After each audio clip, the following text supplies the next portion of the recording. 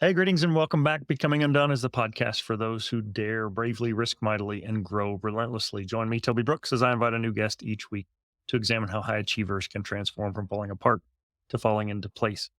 This week, sometimes guests I've known for years, and other times guests just have stories that just fall in my lap. And John Miller reached out to me last week. He's working on a project. We'll definitely dig into that in a minute. But John is an author and formerly of the Wall Street Journal and has a storied career as an author and a journalist. So, John, welcome. Glad you're here today. Thank you. It's nice to be here, Toby. Yeah, let's start with you. I always start with a little bit of an easy one to begin. What do you want to be growing up and why? Uh, I wanted to be what I'm doing now, which is a journalist. I grew up overseas in Belgium, and both my parents were classical musicians, and we had no television. So the newspaper was the hottest thing in the house. It's what gripped me. It's what seemed like the most interesting and exciting. I love good writing and stories. And so when I was 6 or 7, I remember thinking, man, I want to be a part of this. This is like something that is so alive and so interesting. And the newspaper that we got was a paper called the International Herald Tribune, which was basically a joint venture between the New York Times and the Washington Post of their best articles.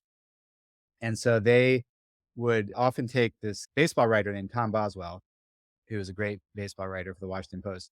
And Tom Boswell covered the Orioles, and he was obsessed with Earl Weaver. So from the time I was 6 or 7, I thought two things. I thought I want to be a journalist, and wow, this guy Earl Weaver sounds pretty fascinating. And then parallel to that, I played baseball in the 80s. There was a big American community in Belgium and had a really good, strong baseball leagues. The first girl ever to play in the Little League World Series in Williamsport was on a team from Belgium, Victoria Roche, and in 1984, and her father was my coach. And so I grew up with these kind of twin passions of journalism and baseball. That's great. It's not often that people answer that question with much that relates to what they're doing today, but it hasn't been a direct line. It's taken you a bit to get there. And so I guess before we look at what you're doing currently, growing up in Belgium, obviously you're based out of Pittsburgh now. So talk us through that process. Start at the beginning, wherever that was. So I knew I wanted to be a journalist, and I also wanted to play baseball. So I ended up going to college in America to play baseball at a small school in Western Maryland called Mount St. Mary's, and was the editor of the college paper. So I did baseball and journalism. Moved back to Brussels when I was 21 and got a job at a small magazine called The Bulletin, and things worked out really smoothly for me. And I'm 46, so this was 1999, my first job. And after 4 or 5 years, somebody as a bureau chief for the Wall Street Journal read a piece I wrote and basically wandered in off the street and offered me a job. I was 26. So I had the kind of career where it was like a dream. Everything worked out very smoothly. So I joined the journal in 2004. And then I was in Brussels for 7 years covering trade, economics, moonlit for different projects. Like I covered the Soccer World Cup in South Africa if they need an extra reporter because it's a global newsroom, you just get caught in for stuff like that. So that was very, thrilling. And I covered the Tour de France bicycle race. And I moved to Pittsburgh in 2011. So I had the early reset or crisis. I had been married to a Belgian woman, and we got divorced. And so I wanted a change of scenery. I'd been in Brussels my whole life, and this marriage was falling apart, and I needed a different place to go. And so the journal offered me this job in Pittsburgh covering mining. And so it was a job and metals. I was based in Pittsburgh and covering everything from coal in West Virginia and Illinois. I've been to coal mines in Illinois, to iron ore in Brazil and diamonds in Africa, and really fascinating job. And I loved it. In 2016, the paper cut back on expenses, so there was not as much money to travel. My boss got moved to Toronto, and so I had a remote situation. This is before COVID, and I just got very lonely. And I was turning 40, and things started stirring in my heart. And the paper offered these buyouts, which were meant for older people, not really for me. I was in good standing and young and not that expensive, and they didn't really want me to quit. But I took it as okay, I do want to quit now. I've been there 13 years, and just in my heart, I wanted something else. And it was a very tumultuous process. I don't know if I'm getting ahead of myself there. I left the paper in the end of 2016. And probably too was the crisis in journalism and politics, where it was that very bitter election, and there's just not a lot of thoughtfulness, and people are calling each other names. And I just wanted to do something that was different. I didn't want to be one of those reporters going into a diner in a small Rust Belt town and buttonholing people and saying, "Why'd you vote for Trump?" I wanted to do something deeper about the country and for my own kind of journalistic journey.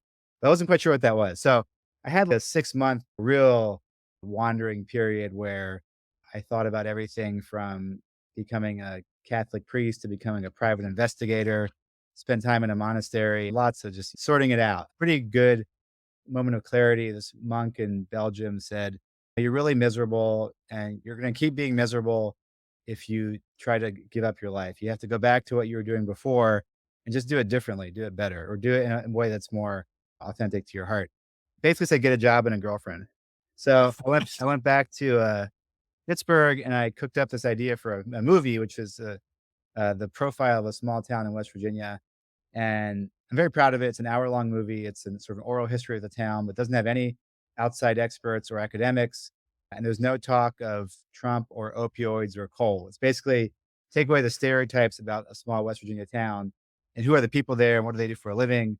So that's related a little bit to what you did with your book, because it's a town that benefited a lot from this boom time, and when it hosted the world's biggest toy factory, they made Rock'em Sock'em robots. It was this very thriving little town, and then as the sort of winds of consumer taste and all kinds of reasons, kids started playing video games, they stopped buying toys, like, that wasn't any politician's fault, that wasn't China's fault, that was just things change, and so Right. I wanted to capture that complexity.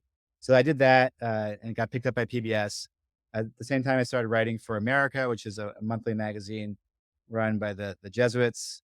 People are and your listeners are Catholic, which lets me do, like, very thoughtful, long form pieces. I did a piece last year that went viral about privatization of youth baseball that won Mm. a award from New York Press Club, and that was pretty neat to tackle that. I coach for a travel team. I work for this company in Switzerland that does economic analysis. Yeah, I've done a lot of, like, really interesting things, and now I'm working on this book, which is Yeah. about Earl Weaver, my lifelong hobby and fascination, and probably too as being a fan of the Baltimore Orioles, which in the 1970s were the best team in baseball, Mm. and then when he left, they fell apart basically, and it's beg the question too of does the baseball manager make a difference, and what's leadership? How does that work? There are all kinds of deeper questions I found Right. his life kind of illuminates, and so that made it fascinating to me, and so I went down to Florida 3 years ago and hung out with his son and compiled enough reporting to write a book proposal, and then spent 6 months writing it, 6 months getting rejected by agents until finally somebody believed in it and sold it to Simon& and Schuster, so now it's a proper book, and it's gonna be out in the world in about a year, I think. I still have another Yeah. year of process, That's great. Lots to unpack there, and yeah. certainly things to align with the theme of this show, which is how sometimes setbacks are things that happen to us. Other times they're choices that we make. Sometimes Mhm. they're somewhere in between. And Sure, so let's yeah. go all the way back. Baseball had been a critical part of who you were. Mhm. Many of my guests are former athletes, and they talk about that struggle from transitioning out of sport into all things after. It's Mhm. almost like the seminal defining moment in a lot Yeah. of people's young lives, especially then, is I was an athlete and now I'm a former athlete.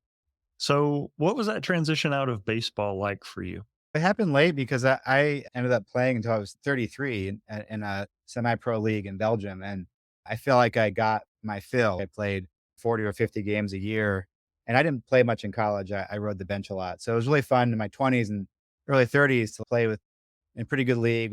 Every team got 2 ex-professionals, so I was the catcher, so I got to catch these often pitchers. They were come over from America who had just got out of minor league baseball, and so I feel like I scratched that itch. And when I left, I was a bit burned out from the baseball too. I was like the super volunteer who would show up on a Saturday morning and umpire, and then coach the kids, and then play in the men's game because European sports, it's very club structured, but it's nonprofit. It's basically you have a nonprofit. There's minimal fees. It's like travel sports here, except there's no owner who's paying into his 401k. It's like a public structure almost. And so we had teams from ages 5 to seniors, 60, 70-year-old guys. And so I did all of that. I was like the super Mhm. volunteer. And so when I quit, I was tired of it. So I Yeah. moved to Pittsburgh. And I think the answer is for your mental health, you have to do other sports and stay on some kind of journey. Like you want some kind of journey of achievement and accomplishment because you just need it. It's just a habit and it just makes you feel good. Right. But my thing now is I cycle. Pittsburgh's very hilly, and so I do. long distance, uphill, lots of Mhm. uphill road cycling. Great. You find yourself at the Wall Street Journal and maybe in an area that just happened. You didn't purposefully seek out being an expert in this mining industry. Correct. What do Yeah. you think that taught you during that season that previous experiences hadn't? That's a good question. I don't think I could do any kind of work if there wasn't some kind of deeper meaning. And I remember thinking this, like, I actually was really touched by the deeper nature of mining, which is that it's where stuff comes from. And that unless you want a world with no cars and no airplanes, you do need mining. And it's never going to be zero impact. It doesn't have to poison our water. Like, but it's very complicated. But I was really attracted to this notion of finding out where stuff comes from. Like the computer that I'm using to talk to you on is made out of a zillion parts, aluminum, probably come out of sand in Australia, zinc out of a mine in Brazil. And I know a lot about how supply chains work now and about how, again, this question of the fundamental nature of things. That really attracted me. And I learned about that, about how the world is built. And yeah, about how the sort of complexity of modern life. And my favorite saying as a journalist is many things are true at the same time. And you can't, it never makes sense to me if somebody says, I'm anti mining or I'm pro mining. Like, th- there has to be, every question has infinite shades of gray to me. And a journalist's job is to properly illustrate that in a way that's nuanced and presents reality without disgracing or defaming anybody. Yeah. So you've been a biographer or a historian of sorts in looking at West Virginia, now Pittsburgh, and those kinds of things. What have been some of the take home lessons that those people have taught you that maybe you didn't expect going in? It's a very complicated question. There's a kind of tragic nature in some of these places where the old industrial jobs were good jobs. And I think you pointed this out in your book that unions and just like supply and demand labor economics have meant that being a coal miner, being a steel worker, it pays well. And it has costs, which are often environmental. And I remember being in a small town in West Virginia, which was a big chemical producer. And somebody told me, I miss the stinky air because that stinky air was the smell of good jobs. And now what we got is $12 an hour at the casino or at Lowe's. And those are not unionized and they don't pay as well. Mm-mm. And yeah, to my first point, I guess I learned that economic questions are complicated and people need a good paycheck. And I think seeing it now is a very interesting moment with unionization of service sector work and healthcare workers and people at Walmart who make $11 an hour. I don't really see why they don't deserve enough to live on. It. Nobody in this country should live in poverty. I know that's a separate question, but I think there was a battle that was won for worker dignity and worker pay in industrial sectors.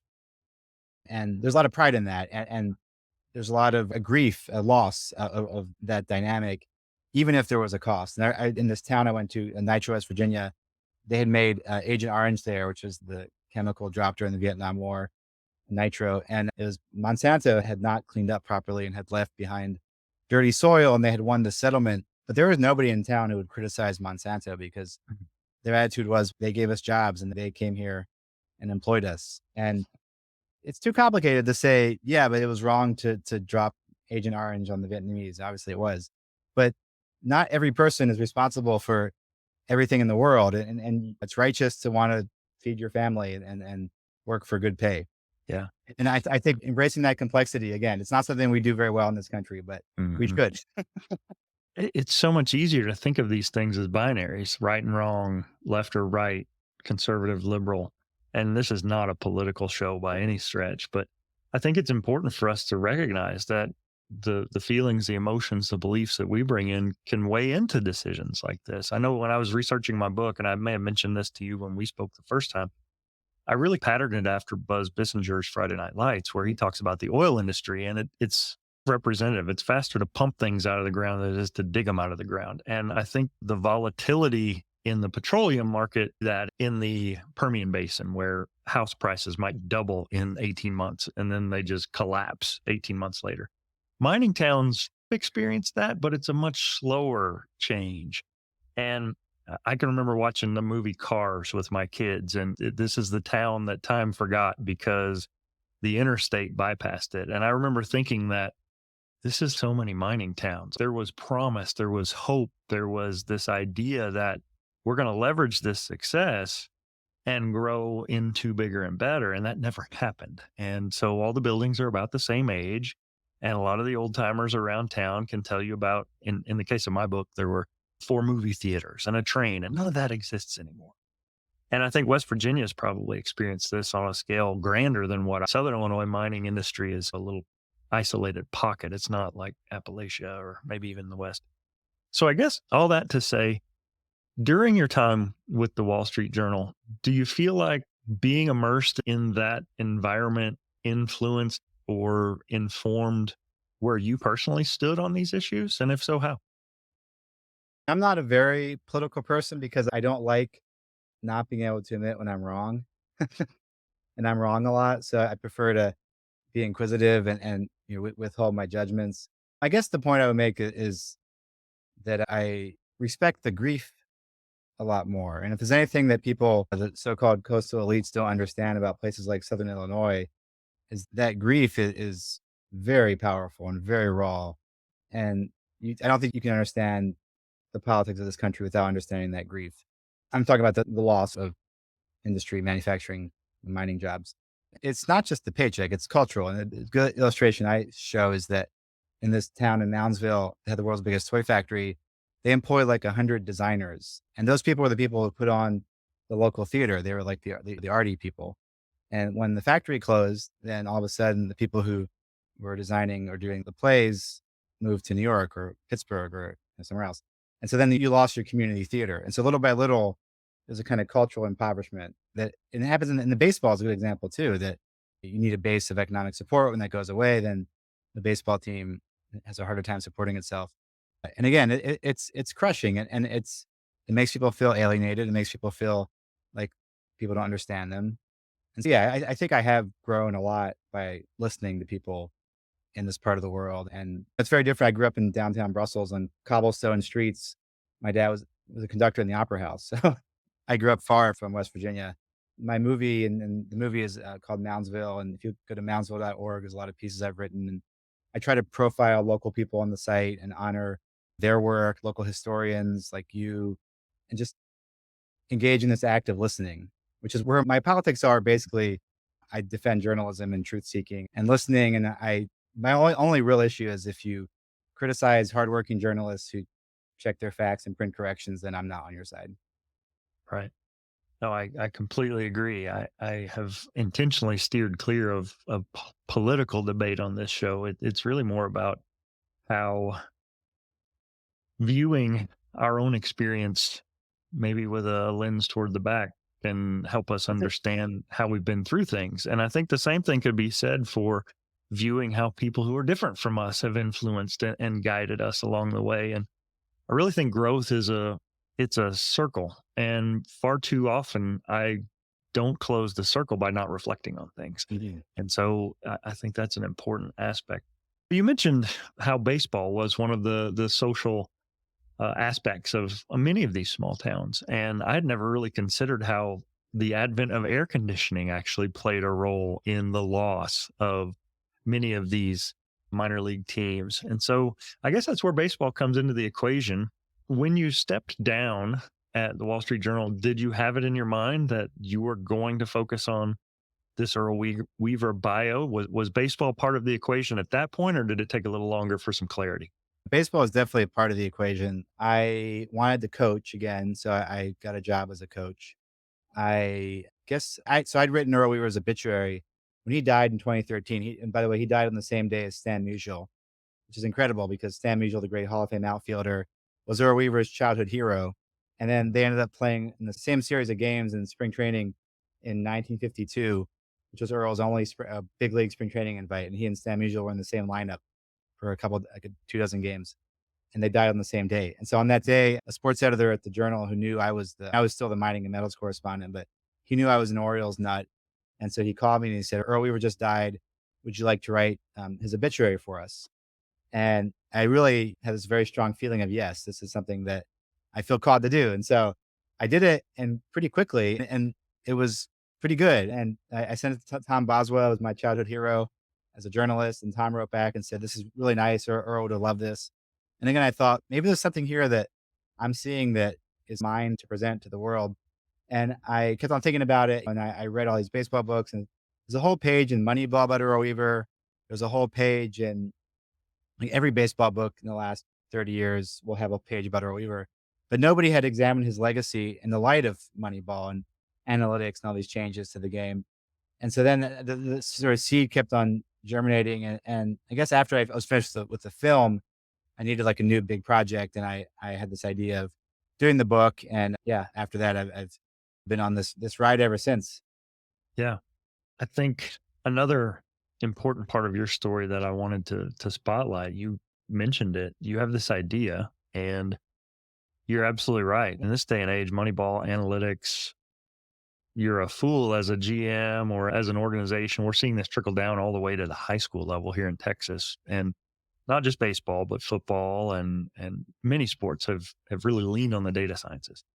And Earl was, if he wasn't the first, he was definitely one of the early adopters of tracking everything. And you even asked me, and I'd never made the connection. Did Hal Contini, Earl's first minor league manager, he kept a notebook. He kept stats on everybody.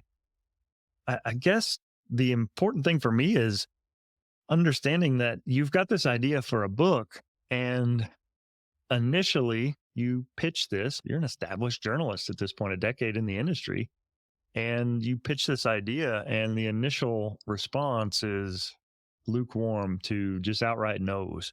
You said 6 months of pitching this. Talk me through your thought process during this time. Did you second guess yourself on this idea, or were you just dead set that you just hadn't found the right person yet? I think one thing that baseball has taught me, which has been great in my uh, journalism career, is how to handle failure.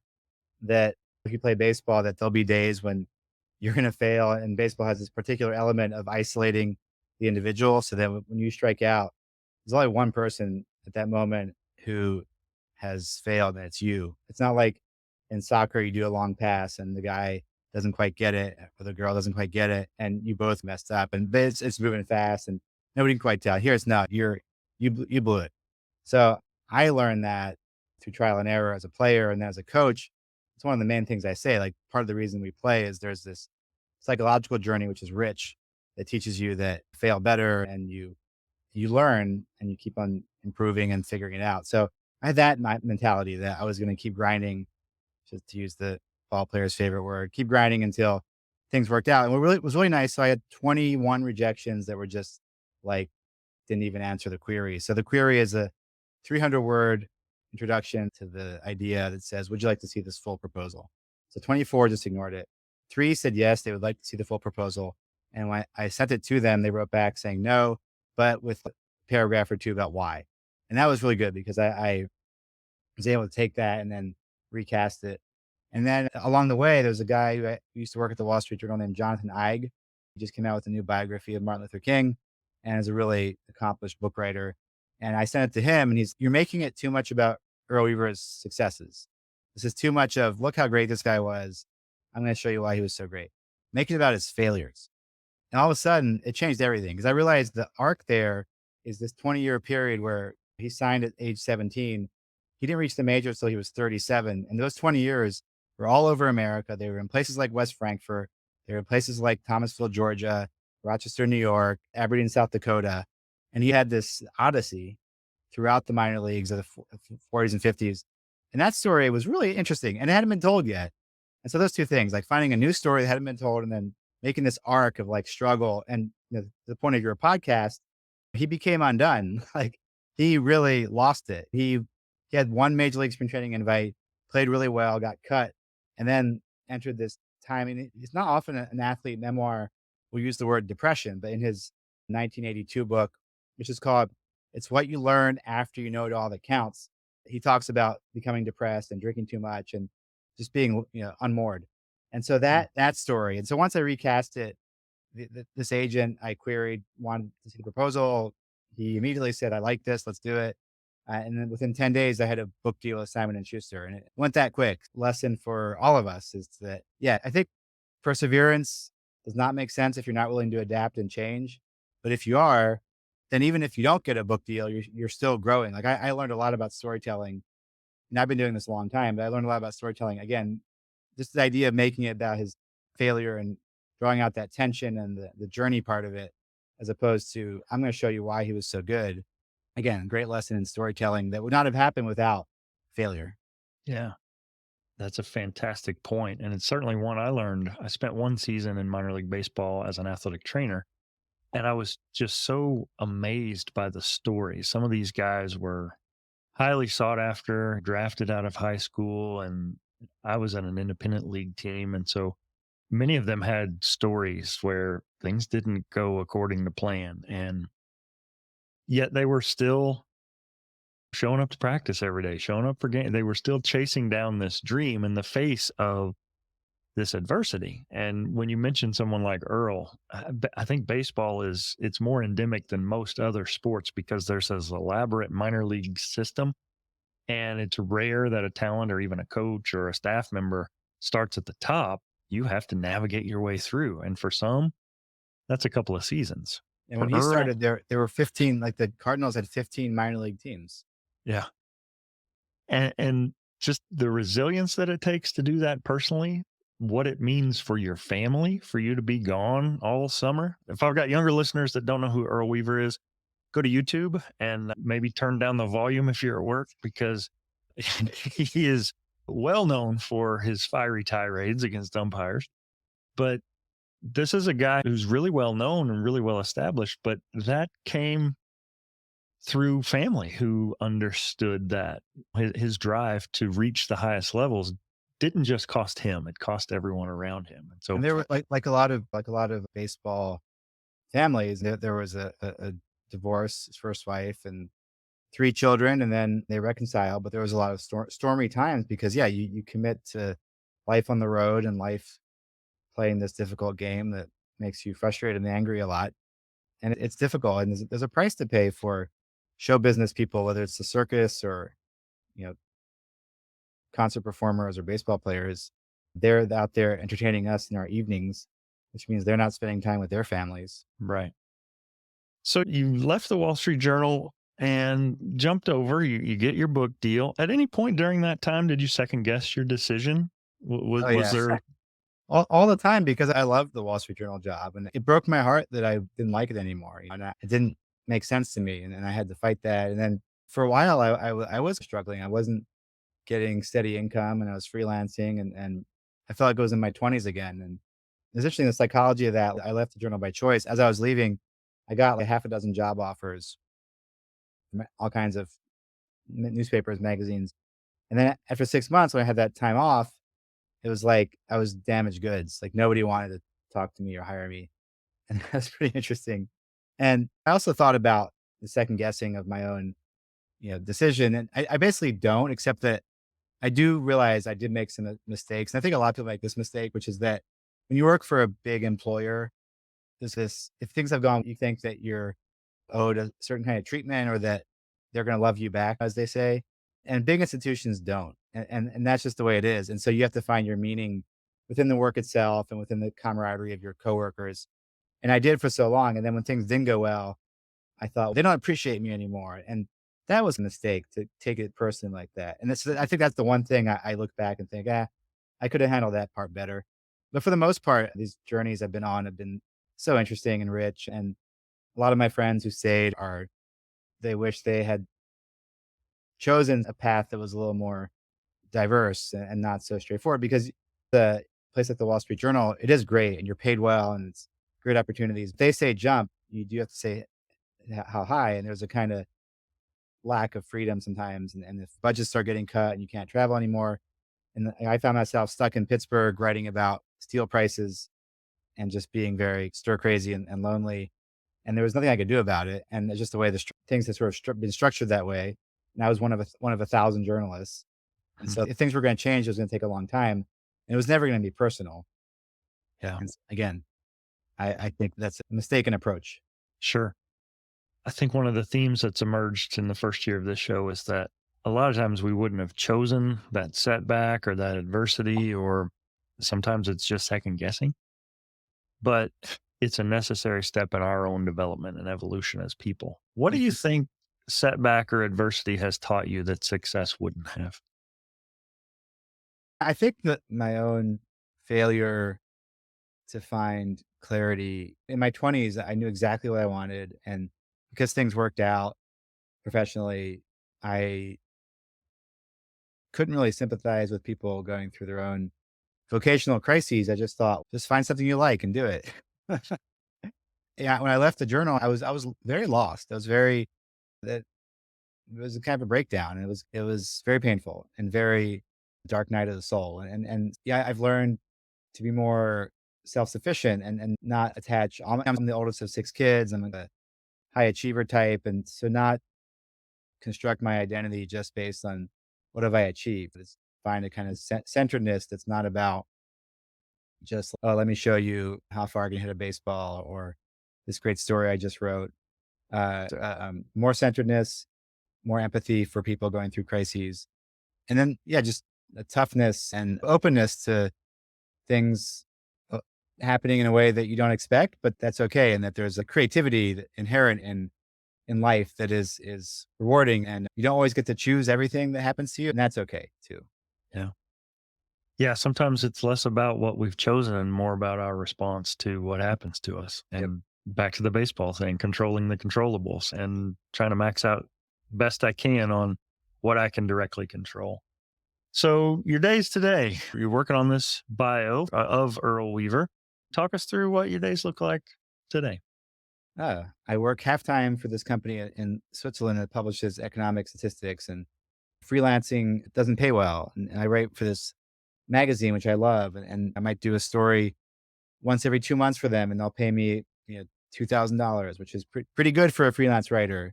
But if I do that every 6 months, that's only $12,000 a year. So I work for this company that puts me on a paycheck, and I have health insurance for them. So today I was doing a report about global high tech trade. So the whole battery supply chain cycle and all the things happening in alternative energy sources. And so it's a report for the World Intellectual Property Organization in Geneva. So I was doing that. And then I was doing more research on the Earl book. I have discovered that when he was at Elmira, so this was in the 60s, there was a guy there who gave him special statistical reports. As we were talking about before, he's known as the godfather of analytics. There was a guy named Jack Crandall who had this idea of doing these even more in-depth reports and giving it to them. So that was exciting to me. I learned this yesterday, and I've been talking to people who knew this guy, Jack Crandall. And again, it's a big puzzle, and I'm trying to put all the pieces together. Yeah, that's exciting. What advice would you give to a child who was in pursuit of your childhood dreams? To be a journalist, uh, I would say to be curious about everything for two reasons. One, the main journalistic skill set.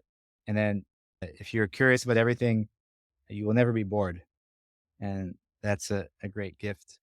And so study something difficult that nobody's going to teach you later is my main piece of advice, that this profession is changing so fast and there's so many different things happening. And this country needs some kind of creative revolution that will bring back strong local news networks of some sort that are thoughtful and devoted to the truth. I don't know how it's going to happen. It has to be online and entrepreneurial. But my point is that because we don't know how it's going to happen, that nobody can teach it. Mhm. So my advice would be to study Shakespeare or physics or something interesting that is not that no boss or employer will teach you when you get to be in your 20s. But I still believe in storytelling and journalism. And as I always tell younger people, even with TikTok, you can only ever tell a story one word at a time. And that's not going to change. And follow interests and follow stuff that's interesting and rich. That's fabulous. I think we've definitely seen the decimation of the local newspaper. Yes, we have. And as I was doing research for my book 15 years ago, and the small town papers had been gobbled up by these big media companies and a lot of shared content, the uniqueness of the local newspaper really didn't exist. And you And I see can when imagine. you do research, you find all this coverage from the 40s, 50s, 60s. There was like a town like West Frankfurt probably had 5 or 10 reporters, right? Mhm. and zero today. Then Yeah. maybe bloggers, or I think what the internet has allowed us to do, it's given more people access, but it's also there's no vetting, and it's more about clicks than content. And there's still a place in this world for quality investigative journalism. So I applaud you for the work that you've done and that you're doing. Or just I'll give you an example, Toby. In Moundsville, there was this local bakery store called Quality Bake that I put in the film. And last year, Dunkin', so Dunkin', what people mostly know as Dunkin' Donut, put in a Dunkin' Donuts in Moundsville. And I just called the owner of this local store and I said, What are you doing to prepare for Dunkin' Donuts coming?" So he told me he's buying a new coffee machine and he's like doing all these things, new kinds of donuts. And I published it. It's a pretty simple story, not crazy investigative stuff. But this is a town of 4,000 people. It got 5,000 clicks overnight. And that this town has no reporters left. So in my mind, this is like an example of it doesn't have to be like a deep dive investigative journalism. It has to be a curiosity in service of the public good. And Mhm. people do want to know what Jerry at Quality Bake is going to do. It's an interesting story. And it's not like a deep dive trying to find secrets. It's like being curious about our neighbors in a way that is, and there's an ethical code. Like I quoted them accurately. I didn't make mistakes. Like there's a kind of ethical code that has to be implemented there. But I think we need more of that than of the more ambitious sort of investigative journalism. Mhm. Yeah, totally agree. Next to last one, I love music and the emotions that it can frequently represent. If we were to watch a biography of your life, what soundtrack would you pick to play in the background and why? I think my favorite album of all time is Paul Simon's Graceland. I am basically an optimist, and I basically think life is a wondrous miracle that deserves celebration. And the not to say that I haven't experienced true sorrow and feel that note too. And there's a Belgian musician, I don't know if you've heard of Jacques Brel. Mm, Jacques Brel sings very mournful, sorrowful songs about the pain of life. So I think if I can have two, it would be one Jacques Brel song and then probably Boy in the Bubble off the Paul Simon Graceland album. awesome. All right, last one. What for John Miller is left undone? A lot of things. I don't have any children, and that's something that my wife and I are talking about. I haven't published a book yet. And I think the third part of that is planting a tree, right? A man should plant the tree, write a book, and have a child. I've never planted a tree. I think doing a good job on the book. I think one good book would be pretty cool. I think I don't need to do 5. I think if I can Yeah, do a good job on this book, I'll be happy with myself. yeah, But yeah, hopefully at least 40 more years. yeah. John, it's been a pleasure. I appreciate you dropping by. Thanks again. Thank you, Toby. Yeah, Yeah. pleasure. And last little bit, I stitched this in at the beginning. If you could just state your name and say, and I am undone. I'm John Miller, and I am undone. Awesome. Is that good?